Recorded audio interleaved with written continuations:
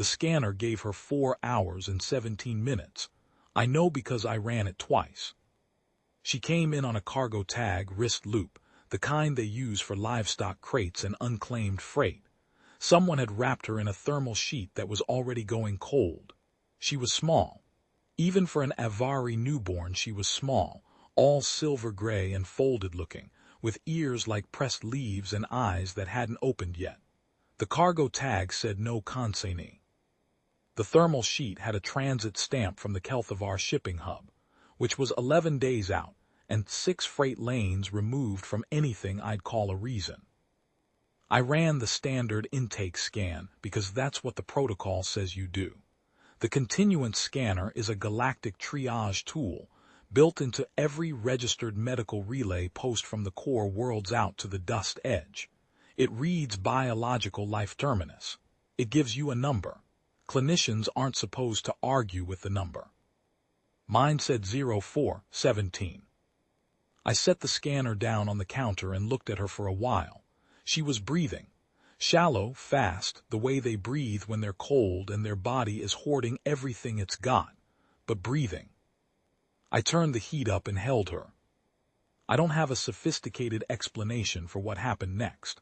I'm a frontier paramedic on a settlement relay post on a world the galactic registries list as Transitional Habitation Zone, which is their polite way of saying the place isn't worth much yet. I had seen the scanner wrong before: calibration drift, dirty sensor plate, wrong species profile loaded. An Avari newborn, hypothermic and in shock, 11 days into freight transit with no one tending to her. The scanner wasn't reading a terminal condition. It was reading a child who had nearly been killed by neglect and hadn't quite gotten there yet. I didn't file the death record form. I fed her instead. She took the formula on the 3rd try. The first 2 she turned her head away from, which took more energy than she looked like she had, and I thought about that energy for a moment, the stubbornness of it, the refusal, and decided it meant something.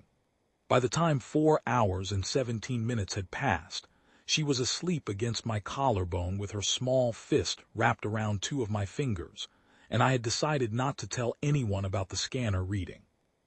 I named her Sen. The welfare authority came 8 weeks later. An officer named Harath Ven, Thessid, long neck, patient expression. The kind of patient that comes from processing 1,000 cases that all end the same way. He had the intake form, the cargo tag on file, and a placement order for a palliative care facility 3 systems over that handled Avari neonates with terminal assessments. He ran his own scanner when he saw her.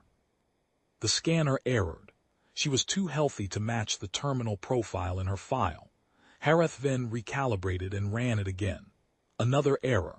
She looked up at him from the blanket I'd laid her on and made the low clicking sound she'd started making 2 weeks prior, which I'd come to understand meant she was curious about something. He looked at me. I looked back at him. I said I wasn't releasing her to a palliative facility because there was nothing palliative about her. He said the file said otherwise. I said the file was wrong, and that if the scanner he was holding agreed with me, then maybe the file deserved a second look. He left without her. He filed a formal inquiry on his way out. That was the first time. Over the 11 years that followed, the welfare authority sent 7 more officers. They arrived with updated paperwork and functioning scanners, and the scanners kept erroring out because Sen kept being stubbornly, inconveniently alive. At some point, I think it was around year 4, when she was running circles around the relay post yard and had learned to climb the equipment shed and had twice beaten me at the strategy game I'd taught her to fill the slow freight weeks, the errors started coming back with a new notation, species profile insufficient, which was accurate. The continuance scanner's Avari baseline had been built on population data from core world Avari, who live in climate-controlled habitats and eat 3 standardized meals a day, and don't spend their formative years in the care of a human paramedic who thinks fresh air and consistent meals and being held when you're scared are the primary medicines. I'm not saying I cured anything. I'm saying the scanner measured a child in crisis, and what it couldn't measure was what happens when you take a child out of crisis and give her somewhere to be. Sen learned to talk in 2 languages simultaneously, which apparently Avari don't normally do, because their auditory processing runs single channel and code switching costs them something. She didn't seem to pay that cost. She picked up my habit of making tea when she was thinking through a problem, and she had opinions about which of the relay post's broken equipment was worth fixing and which wasn't, and she was usually right. At age 8, she rewired the exterior sensor array in a configuration I hadn't taught her, and which turned out to be more efficient than the manufacturer's default. And when I asked her where she'd gotten the idea, she said she'd been thinking about it for a while, and the old way seemed wasteful. The welfare officers kept coming. I kept not releasing her. The continuance file on her stayed open. Technically, she was a ward of the galactic health system. Technically, I was operating as an unlicensed foster placement. Technically, there was a palliative facility 3 systems over with her name still on a bed that had long since been given to someone else. I had an advocate on Kelthavar Station who sent updated care documentation every 6 months. Harith Vin himself, I later learned, had flagged my case as an anomaly and quietly stopped processing the removal orders, though he never told me that directly. The 8th officer arrived on a transport I didn't recognize, which was unusual. Most welfare transports are mid-range utility vessels, functional and indifferent. This one was clean. Someone had paid for a clean ship. The officer who stepped off it was Harith Vin. He was older. The long neck had gone a little stiff with the years, and his patient expression had deepened into something else, not patience exactly, more like a man who has arrived somewhere he's been expecting to arrive for a long time. He was carrying a document case, which officers usually carry. He was not carrying a scanner. Sen was in the yard when he landed, fixing the relay dish we'd been arguing about for a week. She was 11 years old and taller than I'd expected her to get, and she had her mother's ears. I say that without knowing her mother, but she had someone's ears, elegant and slightly tilted, and she wore them like she'd never once thought of them as anything but ordinary. Harith Vin watched her for a moment. She didn't look up from the dish mounting. He said, "That's her." I said yes. He opened the document case. He handed me a form. It was a case closure form, not a removal order.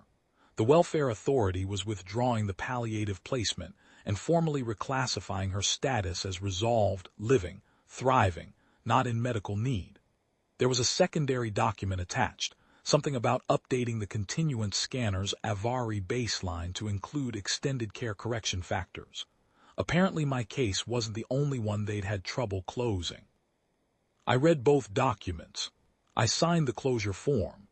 Harith Vin signed his copy and tucked it back in the case with the particular care of someone filing the last piece of a thing he's been carrying for a long time. He looked at Sen again. She had gotten the dish bracket seated and was now checking the tension on the cable mount, her focus entirely on the work. "She doesn't know," he said. "She knows I kept her," I said. "The rest is just paperwork." He made the Thessid gesture that means something between acknowledgement and agreement, and something else I've never had a word for. Then he went back to the clean transport, and it lifted and was gone. Sen came in at noon, grease on her hands, and asked me what the ship had wanted. I told her welfare authority, closing an old file. She said she thought that file had been closed for years. I said it had taken some people longer than others to catch up. She made tea. She put mine on the counter in front of me without being asked, the way she always does. I drank it and looked at her across the relay post kitchen on a dust-edge world no one cares about, and thought about a scanner that read 4 hours and 17 minutes, and a child in a cold thermal sheet who hadn't known yet that she was going to be fine. She'd been fine for 11 years. The machine just hadn't had a category for that.